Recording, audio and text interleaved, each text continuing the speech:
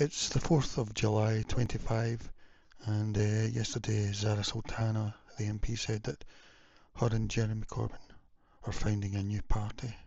We never heard from Jeremy at all, but he did do something today. He done a post, and he sort of said they're in discussions and we're going to form a party. But I mean, as George Galloway says, it's like 6 years too late. You know, he was telling Corbyn when he first got chucked out of the Labour Party by Keir Starmer, you know, he should have formed one then, and he would have helped him with it as in an alliance. I think is what he said, because there's things they don't agree with. I mean, to me, this is the problem with parties. People don't agree with things. They may agree with one thing that makes them form the party, but then once they've formed it, I find that you disagree with lots of things. So that's why I don't believe in party issues. I think we should have direct democracy like Switzerland and, you know, quarterly referendums, petition referendums. You know, leave it to the people to guide you, really. You know, when you think of those two votes of conscience that we had recently in Parliament, what the MPs could have done is they could have asked their constituents, how should I vote for this? Is that what they done? No, they didn't. They done what they want to do. And I'm saying votes of conscience, but they could do that for everything, you know, everything. Usually you have to go with whatever the party whip tells you to go. Anyway, back on to this. Yeah, they're forming a party on the far left. I say the more the merrier. I want more parties. I don't believe in first past the post system. Um, I think proportional representation we need to have for definite. People say it makes messy government or whatever, but that's how people want to vote, you know. So I think you've got to respect that. Everyone's vote's got to count, and if you live in a first past the post system where the one you want to vote for's got no chance, then you may as well not even bother turning up to vote, you know. So that's not any use.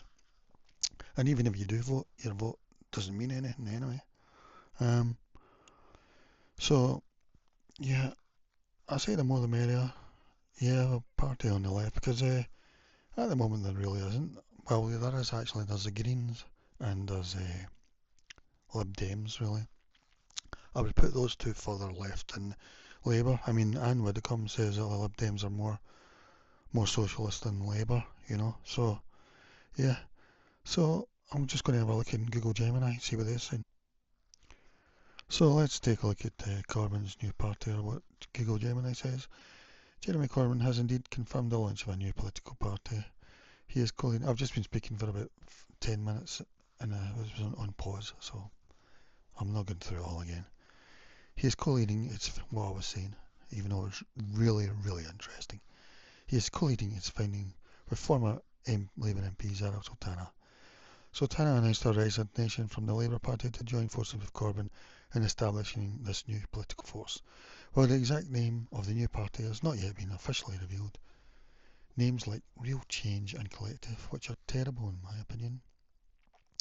I always feel that the left pick terrible names. You know, look at that one, Tusk. I mean, you just see the name Tusk and you feel, I don't really want to vote for this. And then when they tell you what the acronyms stand for, I think it's Trade Union and Socialist Collective or something like that. You think, oh God, no, I don't want to. You know, why don't they pick something like Fairness, the Fairness Party, or the People's Party? You know, have been mooted as possibilities, and discussions are ongoing. The Nice Party, you know, that's a good one. This new party is expected to unite independent MPs, campaigners and activists from across the country with a focus on a domestic socialist agenda and issues like poverty, inequality and war, as well as being strongly pro. I don't know if I like to say that even, you know, that's how little free speech we have here. Like, um, Corbyn, who was expelled from the Labour Party in 2024, I thought it was, well, he got suspended, didn't he, in 2019. Keir Starmer kept him waiting.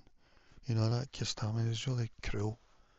I mean, I would say he's the only Prime Minister I can think of who I think of as not nice, you know what I mean? And cruel. really. Um, just gets everything wrong in tone. Um, and I'm talking about even ones like Liz Truss and Theresa May, who I think, well, Theresa May definitely was incompetent. Liz Truss, I don't know, she didn't have long enough, but it seemed crazy, you know. Um, even Boris Johnson, who I think was incompetent, but he was, I don't know, jovial, I don't know. But none of them, Keir's the only one that I find a dislike for, you know, as a person. Uh, and I don't know who likes him, who actually likes him, I don't know. How have Labour still got 22% in the vote at the moment? I really don't know. Um, it's because, you know, just I just can't think who's still supporting them. And they're actually getting up in the polls at the moment. I don't know why. They're like maybe even 25, 26%. They're still second behind Reform, but they seem to be getting back up. I don't know how. Corbyn, who was expelled from the Labour Party in 2024 after being blocked from standing as a Labour candidate in a general election, has been working with an informal group of MPs called the Independent Alliance, and that's the other four MPs who were all Labour areas. Um, they all possibly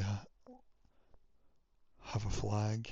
Um, yeah, and I think that might even be the way that party goes totally, but they don't seem allied enough to have created their own party along with Jeremy so far. Oh well, maybe this is them doing this now, but there was talk about it in January they were going to, and they've had this independent alliance for a year or something. Um, but I don't know if these four MPs connect with each other, or I don't know, in terms of a flag or whatever, or region. I don't know. It's something we can't really discuss, you know, although I think that's the way that a lot of areas are going to start voting now. It wasn't meant to happen, it was all meant to, we were going to be one united country, but I think that's going to be pretty obvious. It's not going to happen. I don't know, I hope not, but that's what I think. I'm using my logic, you know. The formation of this new party formalises efforts to create an alternative on the left of British politics. Reports suggest that a new Corbyn-led party could attract a significant portion of the vote, particularly among younger voters, and may pose a challenge to the current Labour government. Yeah, because I just don't understand the Corbyn fanaticism. I mean, we don't have Stammerism, you know. They're not chanting his name at Glastonbury and things like that. I actually don't know who is his friend, you know. I don't think his cabinet like him or MPs. Yeah, I don't know who his friend is. Personally, I think he'll be gone pretty soon. I mean, at least Angela Rayner feels like the left, even though I think she's a thing of the past as well. She's amusing, at least. We still don't know about her circumstance, her benefits circumstances up until she became an MP, you know, because what was it? Her brother was registered to be living at her house that said she was living at, even though she was married. She got married, and we're presuming the husband lived elsewhere, so we're presuming she lived with the husband. We don't know. So she says that she grew up with a family of worklessness. Her parents didn't work. Um, you know, just so she would understand the benefit system and that. I mean, but nobody seems interested in all that sort of stuff anyway. So, uh, yeah, there was a poll, and this is what I asked.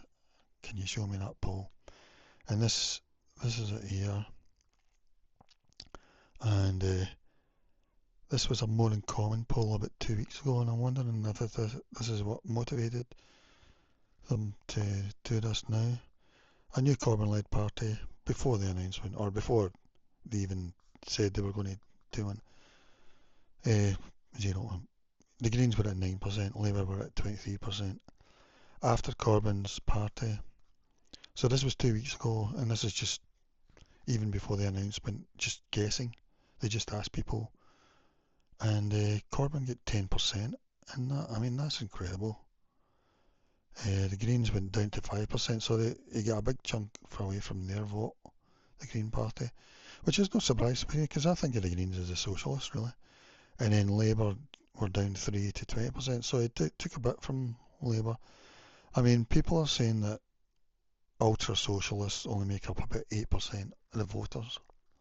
Um, so that's all you should be able to get, but here it's saying 10%. So that's a big chunk. I'm presuming he won't get any further, but then I was surprised that he nearly won in 2017 and 2019. I mean, Corbyn got more votes at both those elections than Keir Starmer got in last year. Because what happened last year is people didn't turn out. I mean, the turnout was only like 59%, and um, Labour only got about 34% of the vote. But Tories' vote went from 44% to 22%, so their voters just didn't turn out. So that's how Keir Starmer ended up with 2/3 of the MPs. So he's got a really massive MP victory, but he's got a really thin victory amongst the public. So that's a big chunk, really, especially to the Green from the Greens. And I just asked him, has Jeremy actually mentioned the new party? Because I didn't say anything last night. Yes, Jeremy has made statements regarding the new party today, July 4th, 25. Well, former Labour MP Zara Sultana announced yesterday her resignation from the Labour Party and her intention to co-lead the founding of a new party with Corbyn. There was initial speculation about whether Corbyn had been blindsided by the announcement or if he had fully committed to co-leading. And George Galloway said he'd heard nothing about it, but like I say, I don't think Corbyn likes Galloway much, I don't know, but however, today Jeremy Corbyn released a statement on social media confirming his involvement. He congratulated Zara Sultana on her principled decision to leave the Labour Party and stated he was delighted that she would help us build a real alternative. I mean, I don't agree much with Zara Sultana, but she does say that 52 British families own more wealth than the rest of us put together in the UK. And you know, that's sort of ridiculous. I mean, the Democrat candidate for the mayor of New York says there should be no billionaires. I've come to that conclusion myself, you know, it's just seems ridiculous. I mean, in theory, I don't know in practice how you would do with that, because all that excess money they've got is just redundant money, you know, it's dead money. And what you really want is money in the system going round and round in circles.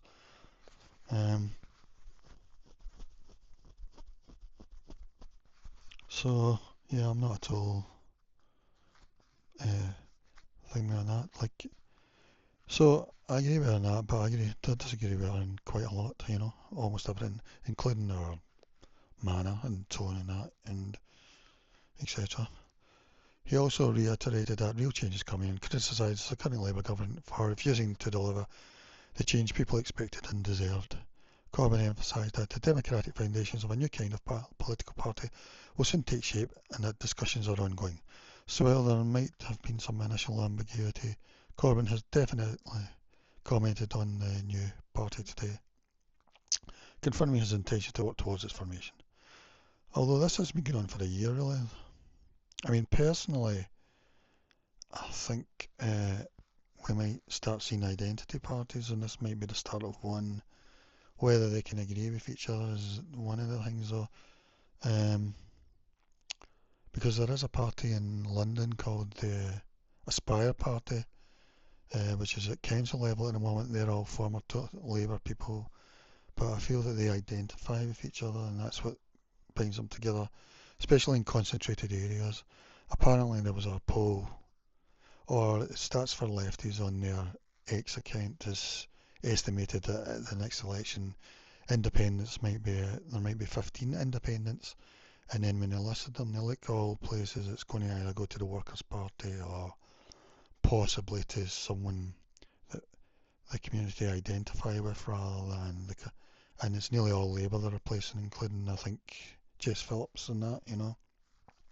One was a Tory, I think, but the rest were Labour, I think, mostly.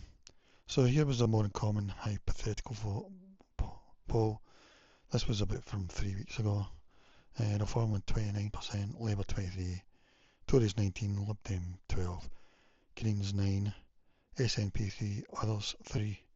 So this Others, I think this Others is going to become massive. It's going to probably be them and someone like Reform, basically. All the other ones will probably just fade away, I think, really. And this is what it would be like with Corbyn Party. Anyway, we get 10% straight from the go. Greens would be down to 5%. Labour would be down to 20%, so they'd be down 3%. Reform would be down 2%, I don't know why, 27%. So I couldn't imagine any are going from Reform to a Corbyn Party, but Lib Dems would be up 2%. Greens down 4%, so they'd be hit probably. But I think it's also interesting the SNP are down 1%, because Scotland, a lot of people are quite left. Others are down 1% as well. I don't know if that includes Plaid Cymru or the Northern Ireland parties or who else, you know. Key observations. The poll suggests that a Corbyn-led party would primarily draw votes from Labour, dropping them by 3 points, and significantly from the Green Party, almost halving their vote share from 9% to 5%. And it's projected to get about 10% of a vote. I mean, that's incredible, because I find him really boring. I find him a terrible orator. He just seems muddled to me, and he's not really, he doesn't strike at the right time or anything. He's like a kind of dummy, you know, a ventriloquist dummy that gets wheeled at, you know, at Glastonbury and things like that, and then he just says silly things like he said to that thing, look at the walls, it says we want no more walls. I mean, they've got a wall right around Glastonbury, you know, for a reason. It was just silly, and he was talking about borders, but they've got a border around Glastonbury, you know, and it's getting bigger and bigger every year probably. He's just the worst orator and just seems confused to me. But he's 2017 to get one of the biggest votes for the last 30 years, you know. I don't think people realise that. He nearly won. Theresa May she had to get the biggest vote or the second biggest vote after John Major in 1992. I mean, really massive votes. It seems that when Labour will get someone that people don't want in, the Tories will come out and vote in huge numbers or something like that. That's what it seems like, because it was the same thing, John Major and Neil Kinnock, you know. Yeah. Reform UK and Tories, interestingly, Reform UK's lead might be boosted in this scenario, while the Tories see a slight increase, potentially due to further fragmentation of the left of centre vote. Lib Dems also show a slight increase. Yeah, I don't understand that. And that was a hypothetical poll, but now Corbyn's saying they will think me. And who's in the party, I asked. Well, it's just Jeremy and Zara at the moment. Jeremy Corbyn, Sarah Sultana, other expected members is expected to draw from the independent MPs who are currently there. There's 4. Corbyn has been working with an informal group of MPs called the Independent Alliance, which reportedly includes Shaukat Adam, Ayub Khan, Adnan Hussain, Iqbal Mohammed, who hinted his involvement by sharing Sultana's statement. Yeah, that's interesting. I mean, do these 4 guys connect with each other? Are they going to go identity way, you know? If so, maybe they don't connect, because we don't know, you know. Maybe they're from different regions, or their grandparents are from different regions, so they don't connect with each other. They don't regard themselves, you know. We don't know, because you're not meant to bother about these things in Britain, but I think this may become a big thing in Britain. Like I say, I think in concentrated areas you're going to have possibly people that locals strongly identify with, but then on the areas where people can't do that concentrated thing, maybe they're going to go for 2 umbrella parties. You know, I can think one where something matters and another one might just be to do in general because they can't vote for someone concentrated that they want to. So there might be two umbrella parties like that, and then you might have Reform doing massively. I mean, I think voting Reform at the moment, I see them as a protest vote, Overton vote. I think they might get 40%, 45%. I think they might take all of Labour, Tories vote, and SNP, Plaid Cymru. I think they might take the whole lot. But then the amount that they can take from is going to come down each year. And then these two other parties are going to, umbrella parties might become bigger and bigger, something like that. Although I think if people can vote for a concentrated, if you could say like the opposite we've been taught, not to vote that way, but I think in these sort of areas, I mean the areas that Labour are going to lose according to stats for lefties is like Bradford, Birmingham. They're going to go from Labour, which is for any Brit to vote for. They're probably going to go either to this party or the Workers' Party or to a new identity type party. But at the moment we're not allowed to speculate on these things, we don't live in a free speech society where you can, what you might think is common sense logic, we've just to think that it's going to be a utopia basically, so let's take a look at that. Okay, now, campaigners and activists. Sultana's statement also mentioned, I mean this party is meant to be for everyone, every Brit, but it might look a certain way or something, I don't know.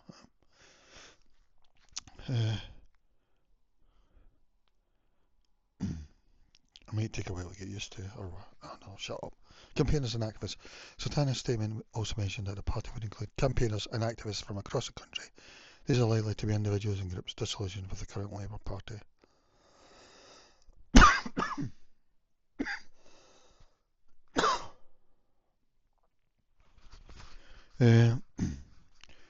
Particularly on issues of poverty, inequality and foreign policy, especially. That place that I've got a lot of sympathy for.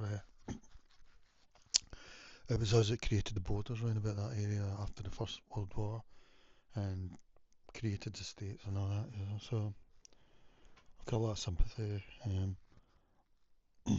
but not in the way I feel that a lot of their support does. I'll shut up, I can't talk about it. Disaffected left-wing Labour members.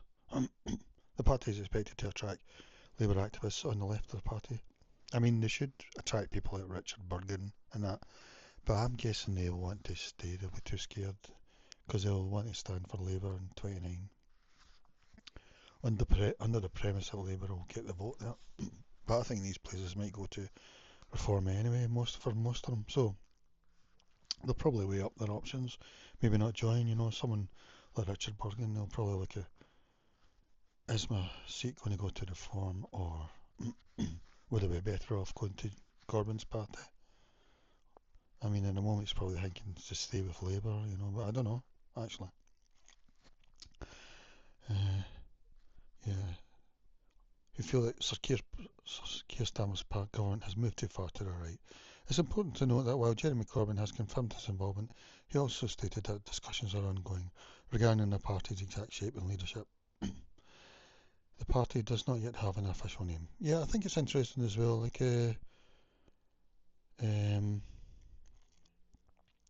Rupert Lowe started his movement, Restore Britain, and it's interesting because he's in favour of first past the post, but he's not forming a party because he says that the system doesn't work, really. And to me that's because it's first past the post, So well done to Ben for starting a party at least, but I'm glad he hadn't started a party, because it means you can have these two giving up ideas between each other. You've got Reform giving ideas as well. And then, because the only thing I think is once they're standing for election don't clash with each other for seats. Uh, if it means that the other lot are going to get in or whatever. That's the only. But sometimes I think you shouldn't do that at all anyway. You shouldn't do a deal, you should just. But I don't believe in the first past the post system, so that's a problem really. But I think anyone who believes in all this stuff should be for proportional representation and for direct democracy anyway, So, yeah, but no, I'm all for the competition and all that, yeah, all the ideas. Why should two parties be the only ones to bring the ideas forward, Okay, that's all for now. Bye bye.